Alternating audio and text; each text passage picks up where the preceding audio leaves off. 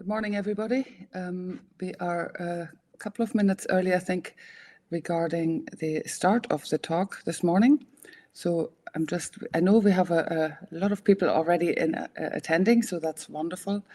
I'm just going to give it a few more minutes and then we'll kick off. I'm Professor Carola Dillenberger. I'm the director of the Centre for Behaviour Analysis, and I'll give you a wee introduction to the centre in just a moment. So we have got everybody here, and it's nice to see some people. Oh, there's Katarina. That's nice, yeah.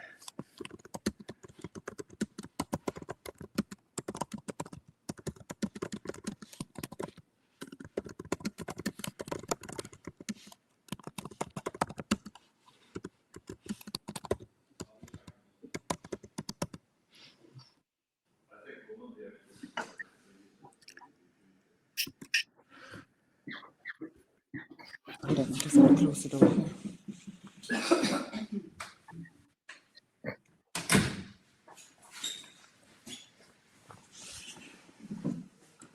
Okay, so we'll thanks, Alan.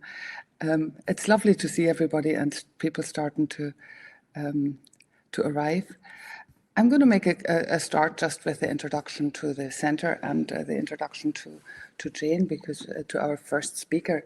So, an official welcome to the 5th conference of the Centre for Behaviour Analysis. This is the first time we meet virtually, which is obviously a sign of the times. In the past, we have had the other 4 conferences on campus, and maybe someday, hopefully, we'll be able to do that again. The conference this time is entitled Applied Behaviour Analysis, Meaningful Inclusion in a Changing World. We had quite some debate about the title of the conference, and we had a vote, and we felt that meaningful inclusion in a changing world would be best reflecting our theme this morning, today, all day. We have some fantastic keynote speakers and paper sessions. The Centre for Behaviour Analysis at the School of Social Sciences, Education and Social Work at Queen's University Belfast is an international research centre with associations from across our university and other national and international universities and research centres, and the local and international community. The centre is based on a philosophy of inclusion and evidence-based effective education and person-centred research and practice. Our mission is to provide knowledge and skills that improve confidence and competence and lead to improvements for individuals, families and caregivers and society as a whole. We conduct research into a range of topics related to education, pedagogy, curriculum and learning across the lifespan. We offer the Master in ABA that includes a verified course sequence by the Association for Behaviour Analysis International. And we also offer a Master's in Autism Spectrum Disorders that focuses on autism in children and adults specifically. Both courses can be accessed from anywhere in the world online. We also offer RBT level training. We conduct a range of research activities related to a range of issues related to ABA. I'm delighted to welcome you to the conference. A big thanks go to the conference chair, Dr. Katarina Donavi, and the conference committee, including Dr. Nicola Booth and Dr. Devon Ramey. I'm absolutely delighted to introduce you to the first speaker, Jane McCready. Jane was a UK Society for Behaviour Analysis board member and chair of their Consumer Advisory Board for many years, and she remains an advisory board member. She initiated the ABA Access for All campaign that has featured in the media regularly and helped many parents and children. Her talk will focus on the 16 years of kind and effective ABA teaching that her 19-year-old son, Johnny, received, who is autistic and has learning disabilities, and who has experienced ABA-based interventions at home and in both mainstream and now special ABA schools. The skills he's learned have helped him to improve the quality of life and the fun and important parts of his life. Indeed, improved his health outcomes, as he also has 2 lifelong health conditions. Jane firmly believes that without ABA, her son would have a much poorer quality of life. Thank you very much, Jane, for coming today, and over to you. Oh, good morning, everyone. Thank you. Can everyone hear me? and hopefully see a picture of my beautiful son in the little window. Can you? Lovely. Thank you very much. I think that's a brilliant title for a conference, Meaningful Inclusion in a Changing World. And I think that's precisely what ABA has given Johnny. And I think, not to put too fine a point on it, if I hadn't started ABA when he was 3, I think he'd be in a secure residential home now. And that would break my heart and his heart and all our families' hearts. So I thank you to the ABA profession. And I'm going to start off just by introducing Johnny, who's on the screen here. Here he is. He's holding, as you see, a hippo toy and an iPad. He's always holding something, and the hippo toy was his favourite for quite a while, although not now, actually. The hippo's gone out of fashion. He is a beautiful, sunny-natured boy, or man now, I guess. He's age 19. He has 4 disabilities, and I'll just go through them so that you know teaching him was not easy. He has severe autism. I don't know whether you want to call it profound autism or level 3 autism or high support needs autism, but it's the severe kind. And I have a level 1 autistic stepdaughter too, who lives an independent life and has a career and is about to get married. So I kind of know the difference between level 1 and level 3 in my own family. He also has a severe learning disability, and unlike most in the UK, it's actually a diagnosed severe learning disability. We took him to the Maudsley in London when he was 3 and then again at 5. So he has an actual diagnosis of a severe learning disability with an average measured IQ approximation under 50. And as you know, under 70 is where learning disability kicks in. He has a congenital heart defect, as do I, actually. We were both born with a hole in our heart, which is actually, ironically, the least of our problems. And then just to add to the party, at age 10, he was diagnosed with type 1 diabetes. As if we weren't having enough fun, that came along. And that's the type 1 diabetes that requires 5 injections of insulin into his tummy for the rest of his life, for him to stay alive. Not type 2 diabetes, which is often confused, which is the one that you get older in life if you're a little bit overweight.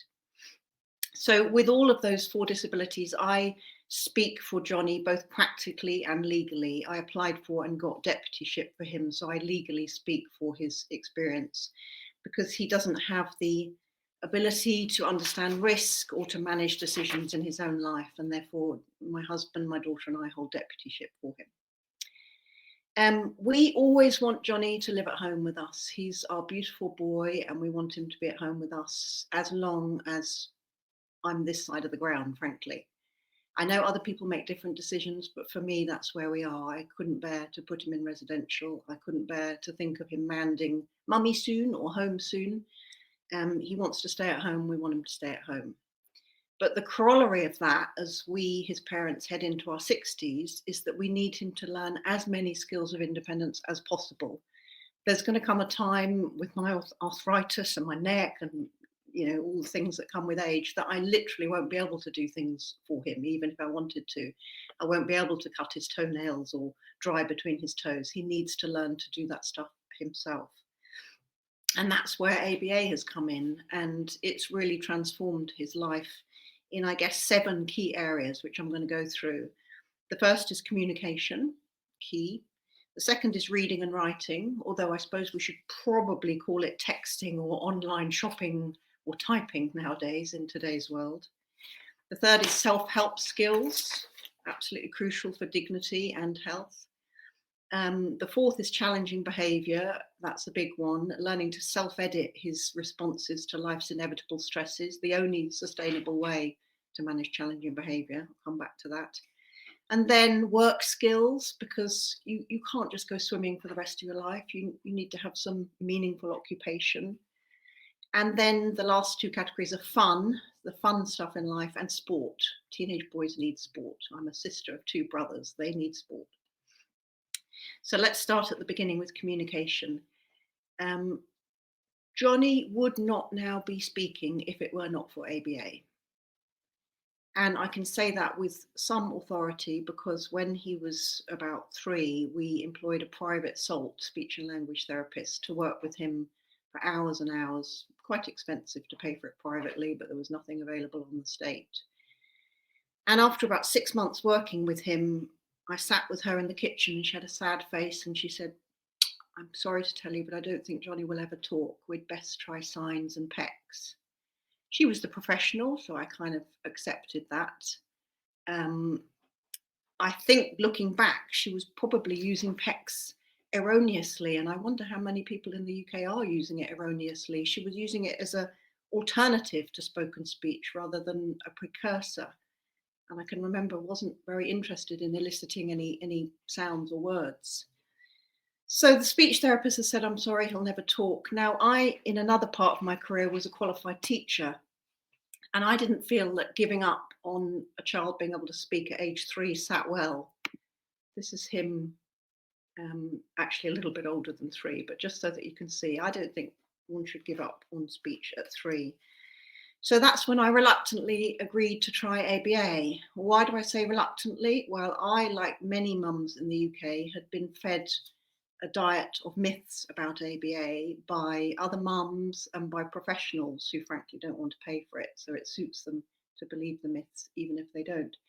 So another mum suggested I try ABA, and I said, oh, no, I'll not be darkening the door of that evil ABA. I've heard it's abusive and nasty and creates little robots. Not for me, thank you. Luckily for me, she was quite blunt. She's a Russian lady. I bumped into her the other day, and she said, you are talking nonsense. You have been misinformed. You must try ABA. So I thought, well, what have I got to lose? I'll give it a go.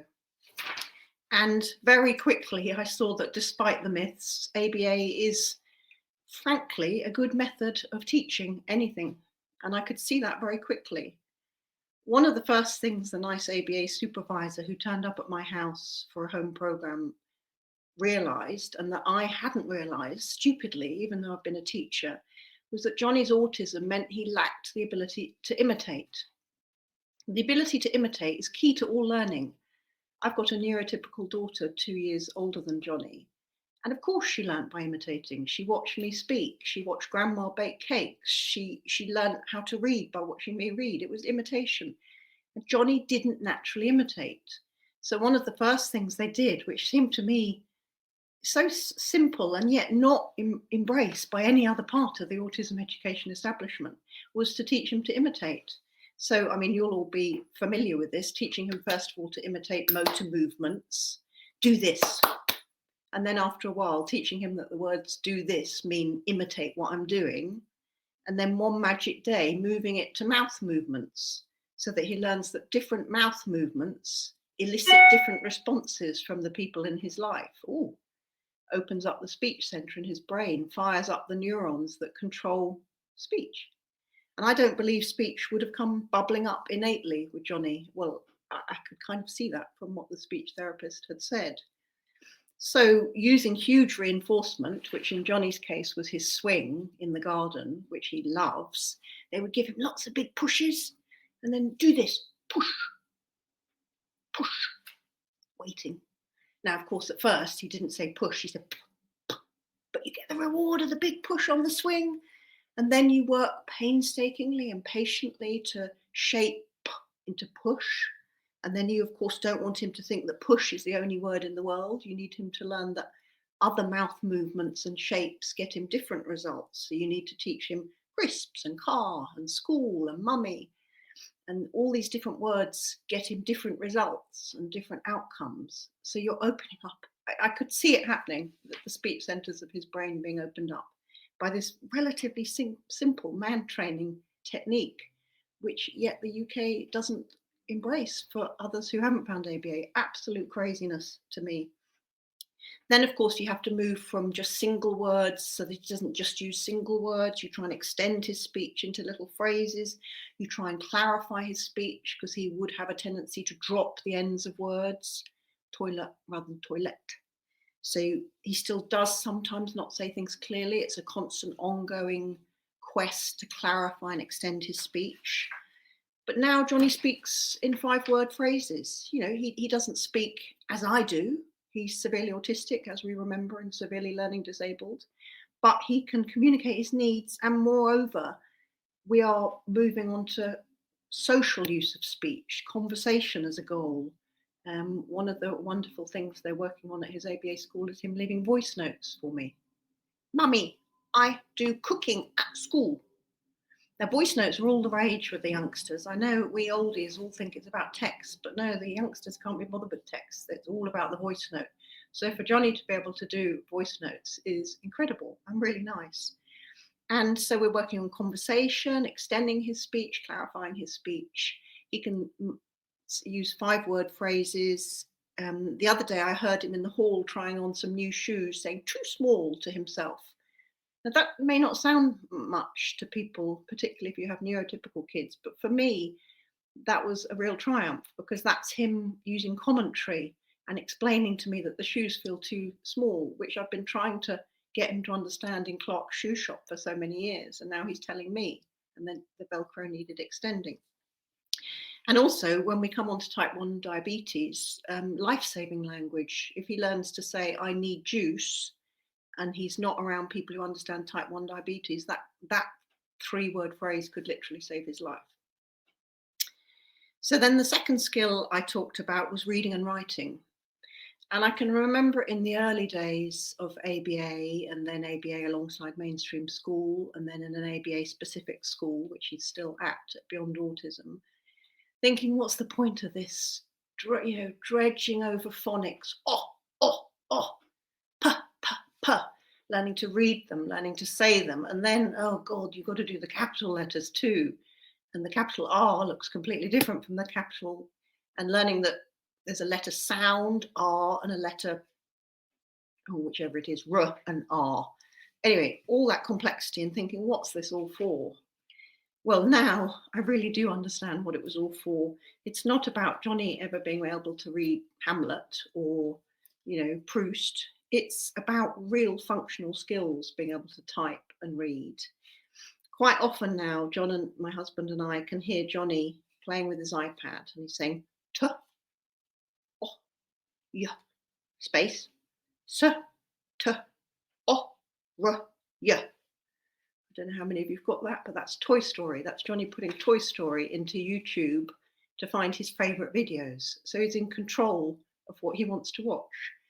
Or sometimes we hear him, let's see if you can get this one, S, K, O, O, B, Y, space, D, O, O. Scooby-Doo. He's searching for his favourite Scooby-Doo films. And then, of course, it's not just about searching for videos on YouTube. It's about buying stuff on Amazon. He's now got his own Amazon account at school, and he can buy toy caterpillars, space, caterpillars. But they're also starting to work on him doing an online Sainsbury's shop, because if you can type in ham, then you can, with the pictures, choose the kind of ham you like. Same with bread. So reading, writing, typing are real functional skills, particularly in today's online world. And when we were teaching him phonics, I didn't really realize that was how it was going to be, and that he was going to be always carrying an iPad, and that was going to be key to so much of his life and his fun and his shopping and his needs. So I'm very glad we persevered with those early phonics. Moving on to self-help. Well, of course, the biggest self-help skills that we all learn when we're little is toileting. And using ABA techniques, there's no magic wand. It took 6 months, breaking the task down, practicing the task, mastering the task. But he is now completely independent toileting wherever we are. And that's really important for his dignity as much as anything else. Dressing himself, putting on his own shoes and socks. My arthritis, can't bend down to put on his own socks. It's really hard to put on someone's socks when they're an adult. So teaching him to do his own socks, teaching him to wash himself, teaching him to dry himself after the shower. When you all go home tonight or tomorrow to have your shower, I bet when you dry yourself, you have a little chain and you do it exactly the same without even thinking about it. I bet you dry yourself in the same order every day. Have a little look next time you do it. But for Johnny, that had to be taught step by step. It wasn't like with my daughter, show her once and she's going to learn it. Back to his 4 disabilities, it's going to take patient, careful, micro teaching. And obviously this is something the ABA school couldn't do because it's private. So I drew up my own little chain, here it is on the screen, and put it on the wall in the shower for years. And he would copy and imitate. Well, now it's no longer needing to be on the wall in the shower because he does dry himself completely independently, and he still does it in this order. It's become innate after practice. Practice makes perfect. Then learning to tolerate all the health checks that we all have to put up with in life. The dentist, the foot doctor, he has a whole roster of health checks because of his type 1 diabetes. Here he is in the dentist chair. You know, none of us like the dentist, but you kind of have to tolerate it, otherwise your teeth fall out. Learning about shaving, which we did through imitating daddy, back to those imitation skills. Learning about putting on deodorant, pretty important in a teenage boy who's very hyperactive. Learning about private time. There are some things that are fine to do, but you need to be doing them in the privacy of your own room by yourself with the door shut. That's a big one for a teenage boy. Nothing wrong with it at all, but there's a time and a place. And then I guess the biggest health skill of all that Johnny had to learn was to do his own insulin injections. When we were told at age 10 that he was going to need 5 injections of insulin in his tummy every day for the rest of his life, it was a big blow, as you can imagine. And this was a child who was needle phobic. On previous occasions, when we had to have blood taken from him, it had taken 5 people to hold him down. The screaming, people thought we were torturing him. The floor of the bay for the blood test was covered in blood. The doctors all had white faces. This boy was terrified of needles. So when he was going to need 5 injections in his tummy a day from the age 10 to live, it was a massive blow. And for many years, I did it myself. And it really is horrible as a mum having to inject your own child. It goes against all instinct, but I had to do it. And one day, one lovely day, the BCBA, Sophia, at his school, Beyond Autism, said to me, I think we'll try and teach Johnny to do his own injections. And I thought, yeah, right. Cut back to the boy in the booth with the blood all over the floor and the 5 people holding him down. This is never going to happen. And but I thought, well, what have I got to lose? Let them give it a try. And now I'm going to show a little video of Johnny doing his own insulin jabs.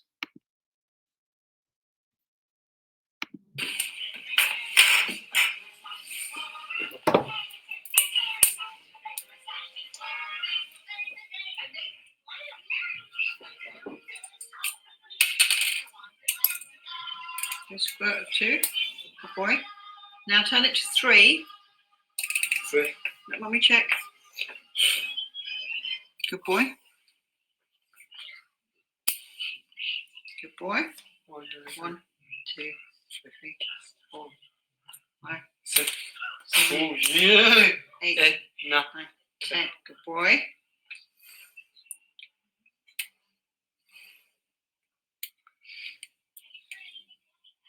Yeah, please. Feel it in? Yep. Good boy.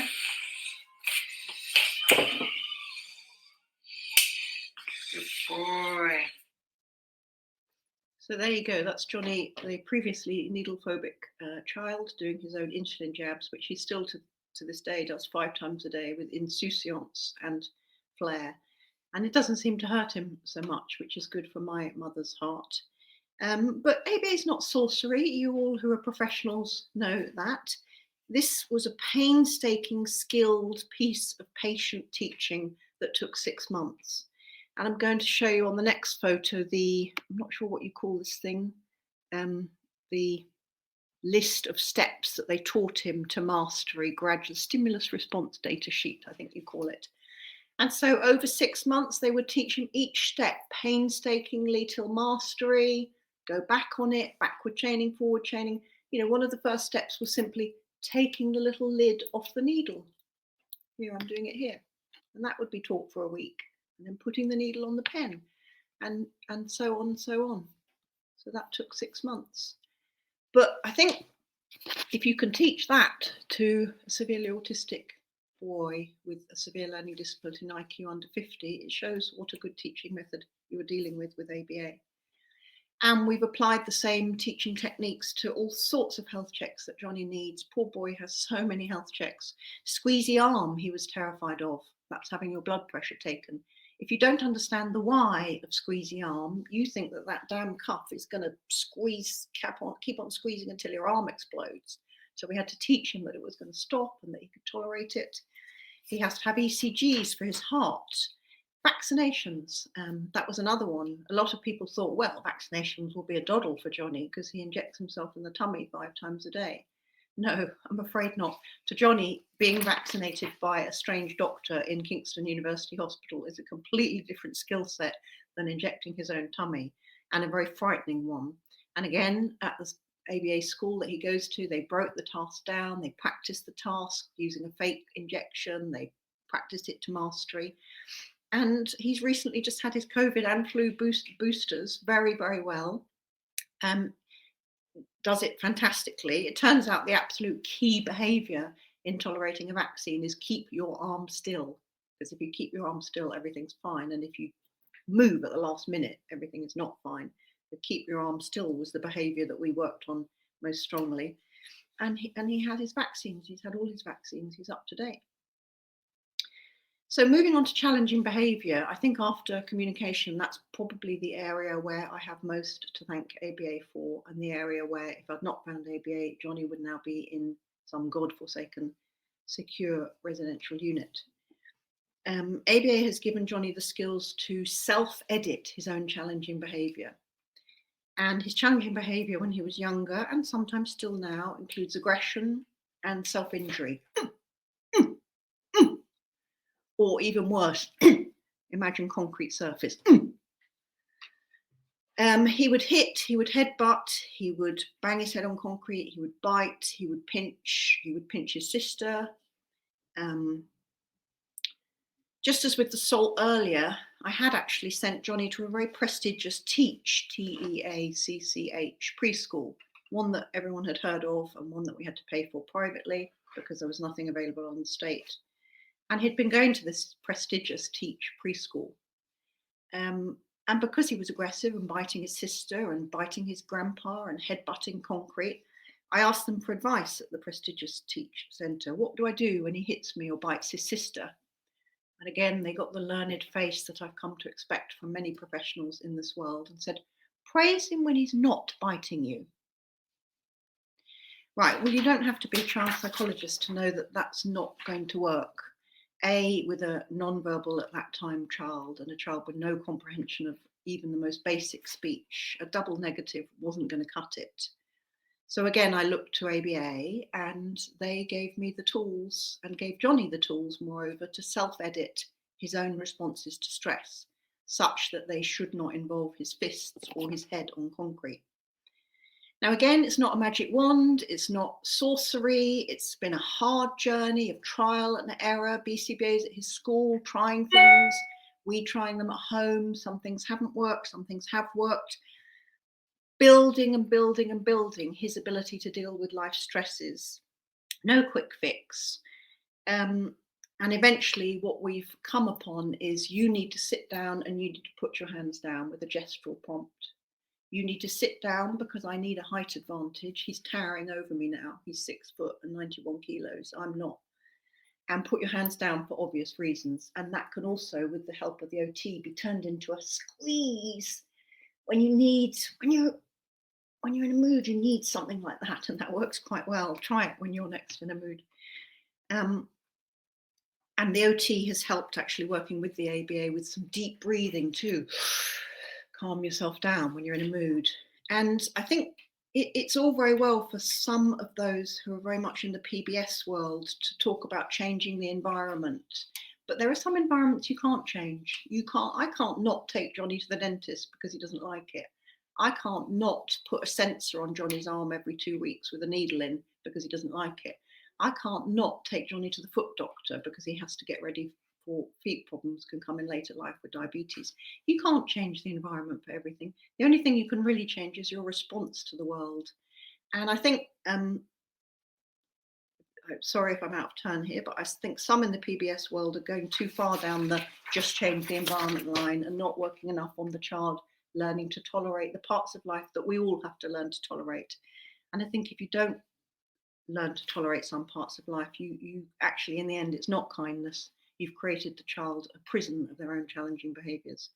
And I think often that's why they end up going into secure residential care, often in their teens when the behaviours become really bad. So it's not perfect. He still sometimes has, an urge to self-harm, but we've got, you need to put your hands down, you need to sit down, do deep breathing. And when you're calmer, do some squeezes. And then when you've really calmed down, do some marching to get the adrenaline out of your system. It really works that to get adrenaline out of your system, to do some exercise or some bouncing.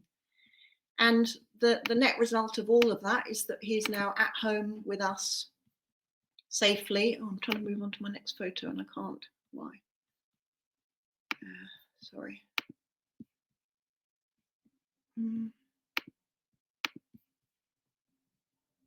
Okay, well, I'll leave that for now.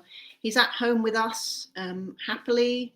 He can tolerate lots of the things in life that I'm not sure he would have been able to tolerate if we hadn't done ABA. He's it's the same principle for me as I didn't ever want to put earphones on him when we went out and about. If you can't tolerate babies crying or hand dryers in a loo, it cuts you off from so much fun stuff in the world, like going to the cinema, which he loves, or out to the cafe for a latte. So I did not want to. I don't know if anyone can help me on this. I want to share the next photo. Okay, I'll move on. So the next category is fun. How did ABA help? Hey, it's Chris. It looks like that window doesn't have focus. Click it in your dock again. What do you mean, my dock? There you go. But how do I move it on? It won't move on to the next photo. You're clicking out of it. Click it in your dock again. Now you should be able to click in it. Yeah. Yes, there we are. That's to show Johnny at home with me, happy, tolerating life as it is, not life as he would like it to be. So fun.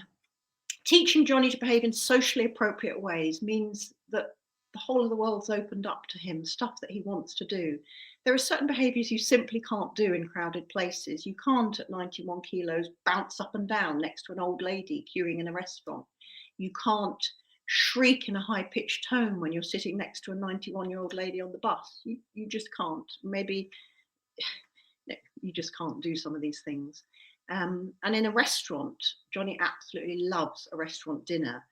And there are certain things and skills you have to learn to have a restaurant dinner. Many of them are in the Essential 8 curriculum, which I love, the Essential for Living curriculum.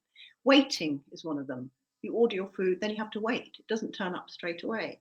Tolerating no, if something's off the menu. All these things open up your life to restaurant dinners. And the next couple of photos, here's Johnny with us and some friends. This is actually a Michelin star restaurant dinner. The first time we took him to a Michelin star restaurant dinner, I mean, I have to admit, mainly he had chips. He didn't have the little bitty food, but he absolutely loves a restaurant dinner and a Coke. And here's another one. This is his sister Marina, her 18th. There's Johnny enjoying a family dinner. My dad, who in fact just died, his grandpa. The cinema, going to the cinema, you have to learn to wait for the film. You have to sit still. You can't run around. Okay, I could take him to the autism-friendly cinema screening, but actually he would hate that because he wouldn't like all the noise from the other kids. So we've really persevered, and he can go to the cinema and watch a film. We went recently to watch the King Kong Godzilla film. He absolutely loves the cinema. Taking him to his sister's graduation. This was at Cambridge, just gone in July. There's meaningful inclusion in a changing world right there. Many people would not have taken Johnny to his sister's graduation, but we did. He enjoyed the drinks party, and he's holding, by the way, the toy caterpillars that he can now buy on Amazon. Walks along the river every Saturday for a latte. Johnny is obsessed with lattes, which is good because we are too.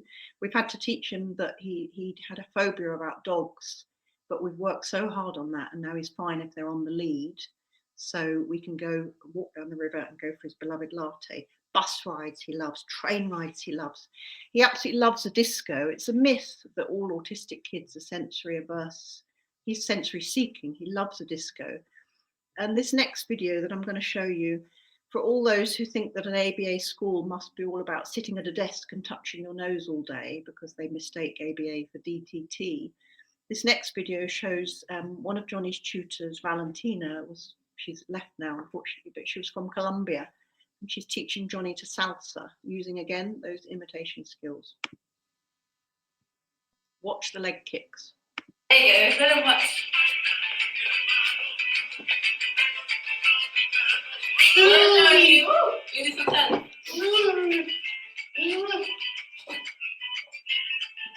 Yeah, good, Johnny.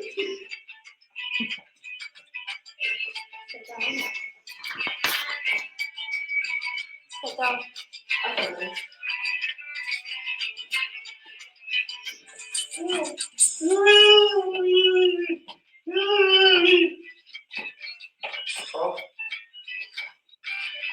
Are you finished? Yeah, I love that video.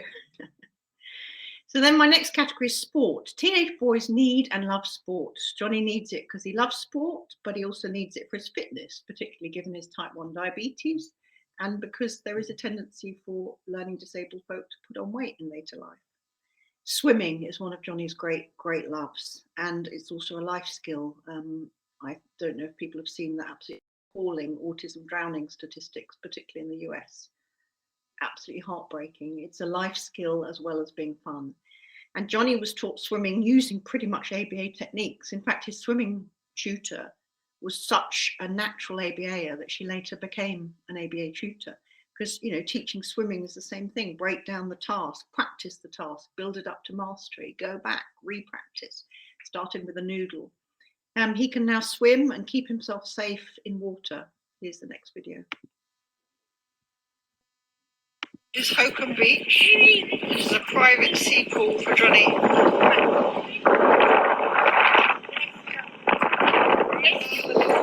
Johnny, do a swim. Do swimming. Swim, swim. Swim, swim. That's it. Good boy, swimming. That's it. Oh, good boy. Good swimming. Swim back now. You can hear a slight tone of panic in my voice there. One of the key skills when you're letting your severely autistic and severely learning disabled son swim in a sea pool is that they must also have learned the instruction come back. And he had learned that, also taught via ABA. He also goes to a tennis club. He can serve, he can rally. We were there last night. He was doing a rally with his autistic friend. We've been going there for years. Again, tennis is a sport you can teach via ABA techniques, although they're not ABA at that club. Trampolining, like most autistic kids, he absolutely loves trampolining. He's got a trampoline at home to this day. And of course, back to his swing, which is still in the garden. We've had to buy an industrial strength one now because, of course, he's 6 foot and 91 kilos, but he still loves the swing. So that's sport. Coming on then to work skills. I can't just take Johnny swimming for the rest of his life.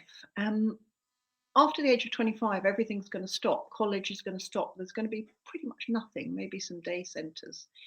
We need some meat on the bone for his life. And actually, he's been doing via his ABA school an internship at a marketing agency. And he's been using some of the skills that have been built up. One of his key skills, which he also helps us with at home, is emptying and filling the dishwasher. He's an absolute champ at that. Well, every office nowadays has a dishwasher and no one wants to fill it and empty it. So Johnny comes in and does that. He fills their printer with paper. He fills their fruit bowls and their coffee jar. The next picture is him actually at the workplace filling up their coffee jar. And as a reward at the end of those tasks, he gets a Diet Coke from their Diet Coke fridge. Absolutely loves Diet Coke. So I can kind of foresee in the future maybe a job at a cafe where he's emptying their dishwasher or cleaning surfaces. It's also something he can help with at home. And the other things he can help with at home, his youth and strength are now a real asset in the family. He can carry laundry upstairs. It kills my back. He can carry heavy shopping in from the car.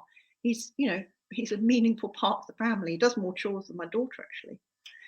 So in conclusion, Johnny has a full and happy life, in large part due to ABA teaching him the skills he needs from the age of 3. He's still at the Beyond Autism, now at the Post-19 college run by them. And of course, it's not just about college. They've also taught Johnny's dad and me and his sister how to teach him things that the school can't, private things. And by the way, his sister Marina, she's doing a master's at the moment after leaving uni, but she's also working as a part-time ABA tutor at his school. And I think she's very good at it. Johnny lives at home with his family. He can do so many of the things he loves because ABA has taught him the skills he needed to do them.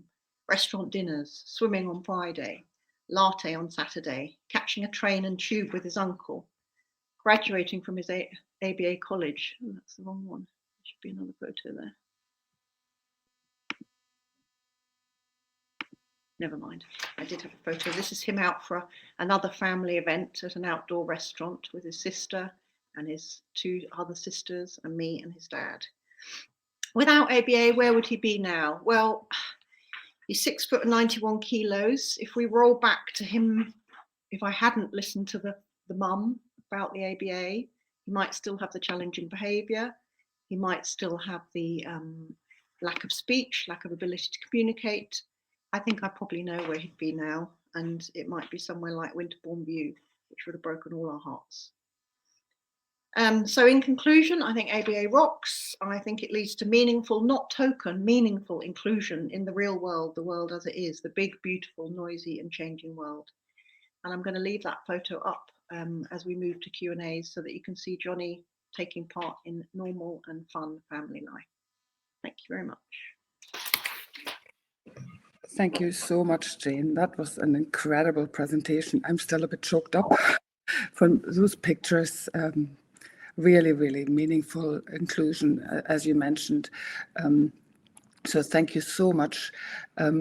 Please, there's a question. If there's any questions, just type them in. Yeah, so Jane, one question that I was thinking as you spoke is around sometimes how would you respond to the critique that people have about ABA? You did mention it to some extent, but how have you dealt with that? Because there's some very strong critiques and people are listening, especially when that critique comes from adults who are on the autism spectrum themselves. How do you respond other than listening to your presentation? But what would you say to them? Carola, I've been responding to some quite nasty versions of what you describe for about 9 years, because my ABA Access for All campaign has been on Twitter, horrible place, and Facebook. And I have been called a child abuser, a Nazi. I mean, luckily I'm 58 years old and I'm tough as old boots, but I have been taking abuse from people who frankly don't understand Johnny's journey, don't understand ABA, and have no lived experience of either. And I think one of the problems with the autistic perspective is that no one autistic person can really speak to any autism but their own. It is such a very different condition for every single person, and level 1 autism and level 3 are chalk and cheese. So often I'm being abused by people who wouldn't know ABA from a hole in the ground, nor would they know severe autism from a hole in the ground. And most of the time, in the initial years, I tried to fight back and tried to explain, look, they've taught Johnny to talk. They've taught Johnny, the ABAs have taught Johnny patiently and kindly to do his own jabs. And I tried to reason and I tried to articulate, but I realized actually that's not what Twitter's all about, or Facebook. People just want a ruck. And in the end, I don't want a ruck anymore. I'm bored of it. But I did try for many years to try and reasonably have a debate, but there was no appetite on their side for a debate. It's almost become a part of the canon of certain elements of Twitter neurodiversity. Thou must hate ABA. And there was no desire to listen to what I had to say.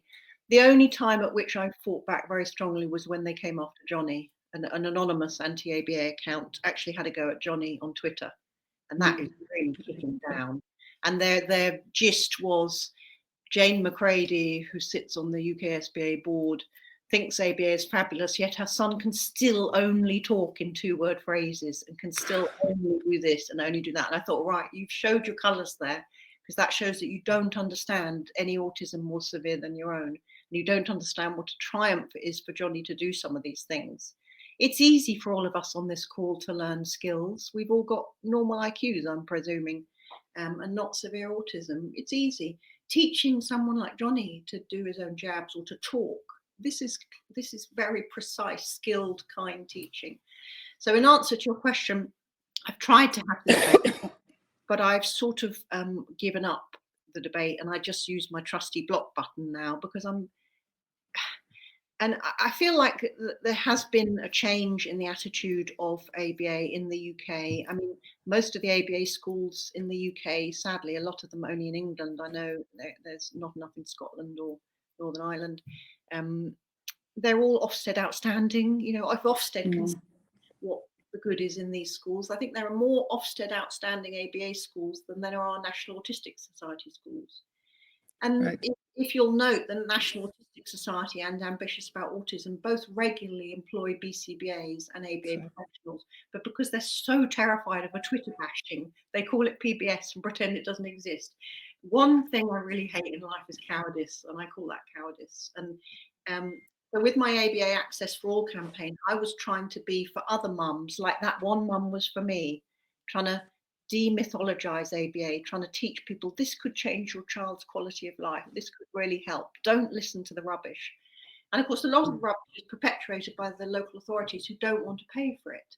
So it suits them much better to have the cheapo education, because ABA can be more expensive because it's run by skilled professionals and often it needs to be one-to-one and intensive. It suits the local authorities much more to have nice schools with colourful beanbags and nursery rhymes and no actual teaching. But it's a false economy, of course, because at the end, at 18, they roll out of these woeful special schools with no skills and then end up in £500,000 a year residential, whereas Johnny's at home. Yeah. I mean, that's just so true that it's so important. And I think as you speaking as a parent and speaking for Johnny with those pictures and videos attached is just invaluable to the campaign to get these kids into a meaningful inclusion in this world. And you also pointed out the fact that this world is changing because, you know, even the idea that voice messaging is, what did you call it, voice clips or something? Voice note. Voice notes. I didn't even know that term existed, so that's that's how behind the world. But you know, it is changing, and I suppose the technology for somebody like Johnny is quite helpful. That the technology is moving in the direction that he can actually learn to use it. I'm interested. I mean, I think it's really important. It's so important to hear it from you as a parent and speaking for Johnny and legally speaking for Johnny as well, which you pointed out, I think is really important. Although I think parents speak for their children until the children are able to speak for themselves, which in Johnny's case is always going to be only to a certain extent.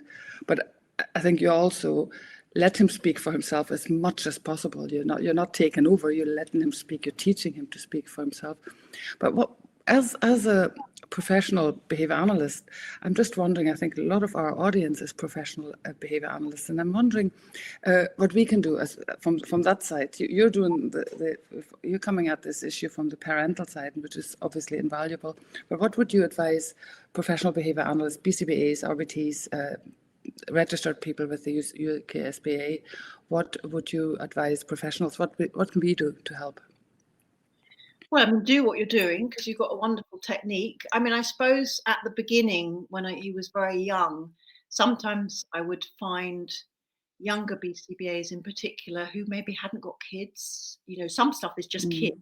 It's not autism, you know, and so it's quite different being an ABA professional seeing a child for 6 hours a day than living with, you know, some of the behaviours. You didn't sleep and, you know, you're bone tired. And so sometimes just, you know, understand the mum's experience. We can't be perfect. We can't be running our trials perfectly because we've got to put the chicken nuggets on and we've got to we haven't slept. And but in general, you know, it was much better with the BCBAs than it was with the other professionals that I came across who just didn't seem to understand the core deficits of autism, whereas the BCBAs I've come across have, and continually surprised me. I mean, he's at the post-19 college now, and I say to my husband, I don't know what they're going to turn around and say they can teach him, because I never thought they could teach him his jabs. So maybe there's stuff out there that they're going to teach him that I didn't have any expectation that he could learn.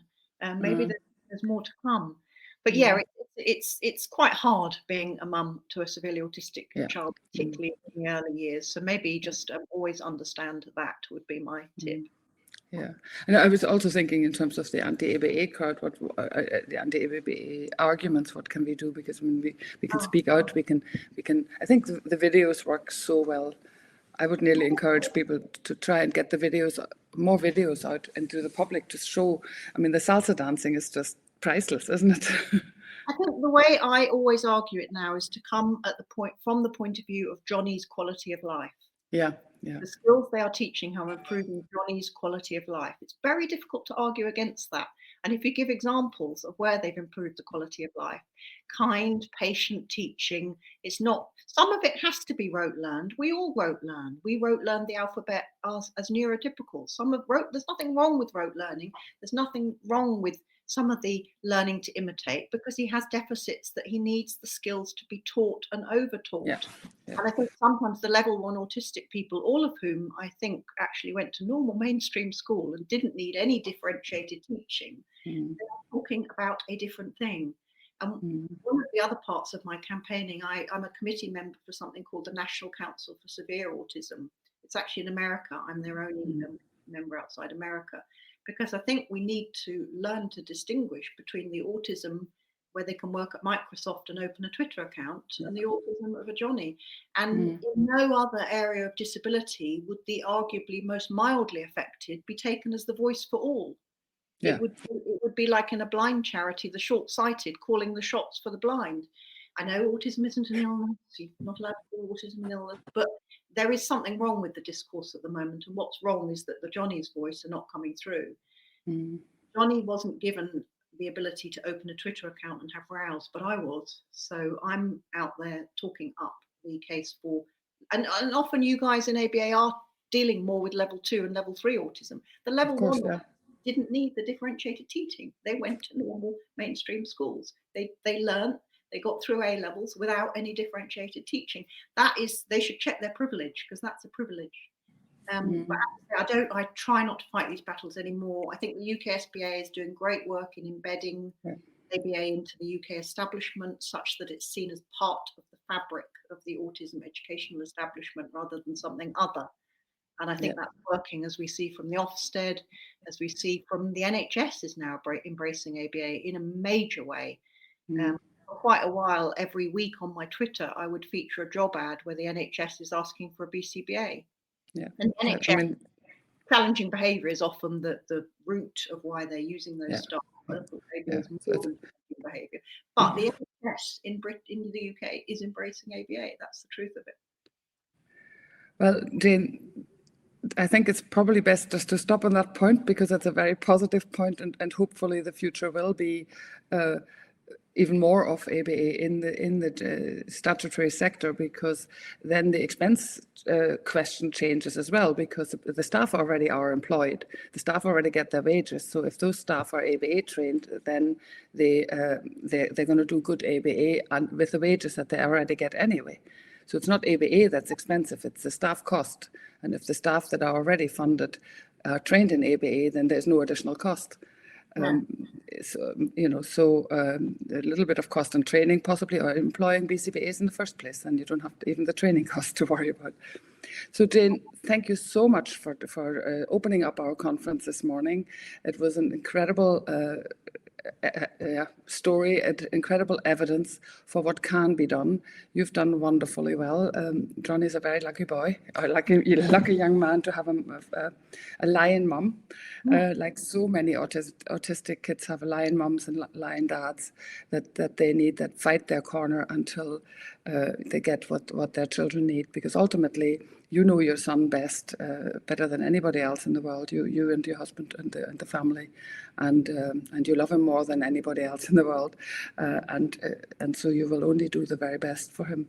So thank you so much, and I hope everybody who's listened has enjoyed the talk. I'm sure they have enjoyed the talk. The talk was video recorded and will be available to anybody who registered to the conference and hasn't been able to listen, because I know across the world, I think it's 4 o'clock in the morning. I had some emails from people saying, will this be recorded? Because it's going to be so early in the morning. We'd really, really want to hear Jane, but could we just have our sleep first as well? So Thank you so much. And there are some lovely comments here. You can see them, Jane, from people thanking you for your talk and for your contribution. Invaluable. Okay, thanks very much. It was a pleasure. Thank you.